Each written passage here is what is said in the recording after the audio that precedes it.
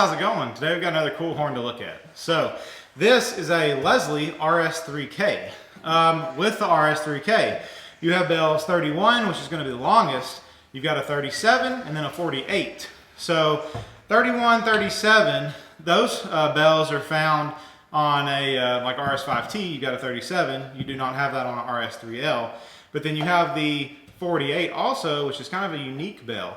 To my knowledge, the only other horn Leslie produced that had a 48 would be the, was it the SL4T? That was a 4-chime variant. Those are very rare, very hard to come by. They have their own unique 5-chime manifold, but it's flattened out and in the middle had a blanking plate.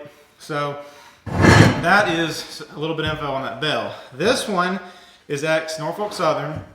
It does have cones on it, which are really cool. I've actually never seen one with cones, and as far as I can tell, these are originally the horn. It's a RS horn. This one is a Tampa, so it's a little newer.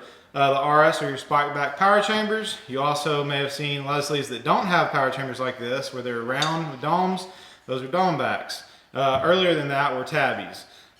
So with your spike backs, your Tampas, these came out 1985.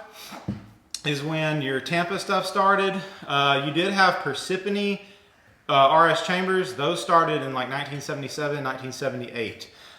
So anyway, this horn does have the newer cast bells also, where the numbers, the circle on it is exaggerated. It sticks out far. And then Leslie Super Typhon on the side of the bells, it's cast out, it's real chunky. So that's how you can tell a newer style bell. Your older ones, they still stuck out a little, but they were inset more. So anyway, an RS3K is more of a higher pitched horn than an RS3L. Your RS3L has the longer 25 on it.